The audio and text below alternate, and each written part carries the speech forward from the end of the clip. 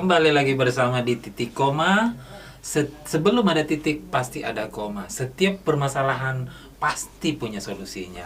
Kalau kemarin beberapa hari yang lalu saya sempat berbincang dengan ojek online dari sopir Grab, yaitu Pak Dani ya. Kemarin saat ini saya bersama dengan pendamping kuasa hukum dari Pak Dani dari Grab ini. Ini saya kedatangan bersama Bapak Andre. Ya. Gimana nih kabarnya Pak Andre? Baik. Baik, luar biasa. Sejahtera buat kita Sejahtera. semua. Ya. Nah, kalau kita bercerita mengenai kasus Pak Dani ini, Ya. bagaimana sih Pak Dani ini bisa datang ke Pak Andre awal mulanya? Pak Dani pada tanggal 24 Juni 2023 itu datang ke tempat kami untuk menjelaskan tentang duduk persoalan yang ada, ya, di mana beliau ingin meminta bukti potong di tahun 2017 sampai dengan 2018, tapi sudah banyak upaya yang beliau lakukan. Dan ini kalau saya tidak salah saya adalah pengacara ketiga dari yang beliau pernah melakukan upaya-upaya hukum, ya, tapi belum terselesaikan, dan akhirnya beliau datang ke tempat saya untuk menjelaskan duduk persoalan yang ada. Dan akhirnya saya membantu beliau untuk bisa menyelesaikan masalah yang ada. Masalah ini adalah sederhananya adalah bagaimana seorang driver ojol atau ojek online ingin meminta bukti potong, ya. Nah, bukti potong yang dia minta itu adalah di tahun 2017 sampai dengan 2018. Tetapi dengan berbagai macam upaya yang sudah dia lakukan, tapi dia tidak berhasil untuk mendapatkan bukti potong itu. Maka itu dia meminta kepada saya untuk bisa membantu dia untuk mendapatkan bukti potong yang dia mau. Seperti itu. Yang datang ke Pak Andre ini kan Pak Dani, Iya. sebagai perwakilan ya, Iya. dari Grab ini. Ya. Nah, untuk Ko Andre sendiri ini langkah-langkah hukum apa sih yang akan dilakukan dengan kasus tidak ada bukti transparan ya Pak Andre ya, dengan adanya pemotongan pajak penghasilan ya dari driver Grab ini? Langkah-langkah hukum Pak Andre yang selanjutnya akan dilakukan? Ya, jadi ini apa? pada saat itu saya mengambil suatu langkah adalah melakukan klarifikasi kepada Grab dan juga surat somasi 1, 2 dan juga 3, ya kan. Itu saya coba buka, ya. Itu kita sudah melakukan yang namanya surat klarifikasi perkara, ya. Itu di tanggal 15 Mei 2023 dan juga surat peringatan somasi ya di tanggal 22 Mei 2023 dan surat peringatan somasi juga yang kedua di tanggal 27 Mei 2023 dan surat somasi yang ketiga di tanggal 5 Juni 2023. Nah, saat dia menerima 5 Juni 2023, karena ini adalah somasi yang terakhir, mereka sempat mengirimkan surat balasan, tetapi tidak menjawab apa yang kami minta. Kami minta sederhana, kami minta adalah bagaimana Grab memberikan bukti potong yang diminta, yaitu tahun 2017 dan juga tahun 2018. Dua tahun berarti ya? Iya, tetapi itu tidak diberikan sama Grab, ya.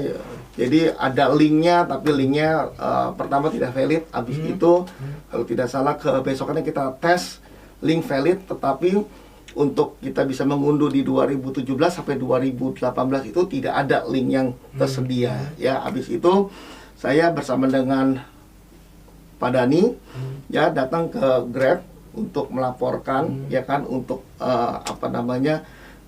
meminta bukti potong itu, ya. Tetapi alhasil Grab hanya menjanjikan bahwa nanti akan dikirim lewat email. Kita tunggu ya 1 minggu, 2 minggu, ternyata tidak ada balasan. Sampai sekarang? Sampai saat ini, ya. Akhirnya kita melakukan yang namanya adalah perbuatan melawan hukum. Itu kita lakukan di tanggal 25 Juni 2023. Kita mendaftarkan di Pengadilan Negeri Jakarta Selatan perbuatan melawan hukum, ya, dengan tergugat adalah PT Grab Teknologi Indonesia, dan yang kedua turut tergugatnya adalah Kementerian Keuangan Direktorat Jenderal Pajak, ya, karena ini berhubungan dengan Pajak. pajak, jadi kita harus menyertakan turut tergugat yaitu jenderal pajak untuk bisa monitoring kasus yang sedang berjalan seperti itu. Berarti ini efek dari kasus ini nih Pak Andre. Efek dari kasus ini tuh sangat besar apabila ini berlaku untuk semua ojek online seluruh Indonesia. Oh iya, itu ini tentu perputaran pasti. duit besar ini. Pasti. Dan Tentu ini sekali. mungkin nggak sih ada hal terjadi sesuatu di balik ini? Ya, Kenapa begitu susah banget? tentunya pasti akan ada dugaan-dugaan seperti yang banyak orang sampaikan, ya. Apakah ini ada dugaan-dugaan penggelapan pajak, apakah ini ada dugaan-dugaan manipulatif pajak dan lain-lain. Tentu itu pasti akan selalu ada, ya, dugaan-dugaan itu. Tetapi sederhananya adalah kami ingin meminta hanya bukti potong, ya, dari klien kami Dani Stefanus di tahun 2017 sampai 2018. Jadi begitu sangat sulitnya sekali untuk seorang ojek online, seorang Dani Stefanus, ya, untuk mendapatkan bukti potong, di mana bukti potong adalah hak dari Dani Stefanus atau Betul. ojek online. Jadi dia hanya meminta untuk bukti transparansinya saja. Kenapa dipersulit? Ini Betul. ada something yang kayaknya ini kalau saya pribadi ngeliat ini menyangkut sesuatu yang besar. Ya. Karena ini pasti kalau kita bayangkan gini nih kok. Kalau pemotongan itu dilakukan sama pengelola ojek online ini sama drivernya, tetapi tidak ada pemasukan pajak ke negara, bayangkan. Iya. Itu berapa itu nilainya bisa triliunan loh. Pasti. Karena berapa juta Triliunan. driver online seluruh Indonesia. Saya setuju sekali, betul. Ini luar biasa. Iya.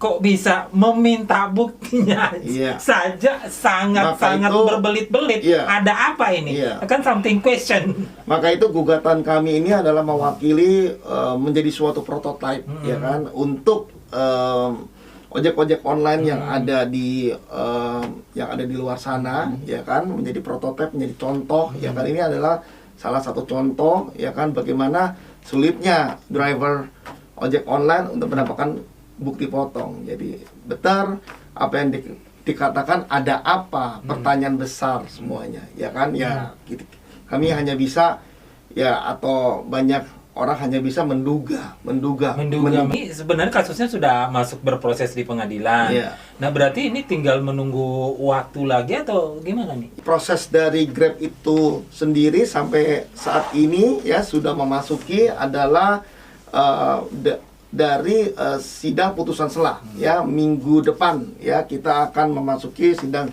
putusan selah.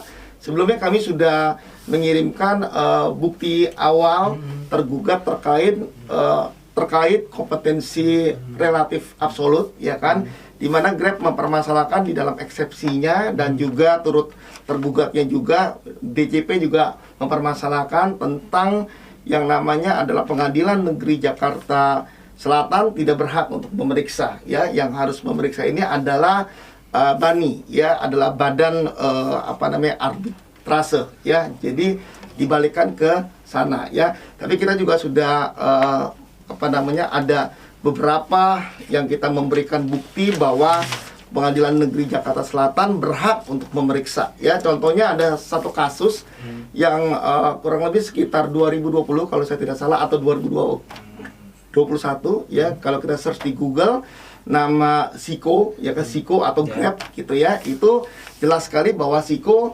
melakukan perbuatan melawan hukum, ya kan, dengan Grab, ya kan, dan diterima dan sampai akhirnya banding dan kasasi, ya kan. Jadi Pengadilan Negeri Jakarta Barat, ya. Jakarta Barat, ya, gitu. Jadi menurut kami dengan apa yang sudah kami berikan, ada sekitar 5 bukti awal, ya, kami sudah memberikan kepada majelis hakim, ya kan, untuk dapat menangkis dari eksepsi mereka, bahwa mereka tetap menitik beratkan bahwa Pengadilan Negeri Jakarta Selatan tidak berhak untuk mengadili, memeriksa, ya kan. Jadi harus lari ke BANI atau ke badan arbitrase, ya kan, dan kita tangkis semuanya dengan beberapa bukti-bukti yang ada kurang lebih sekitar ada 5 ya, ada 5 bukti-bukti yang ada, ya kan. Nah, saya optimis ya kan bahwa Pengadilan Negeri Jakarta Selatan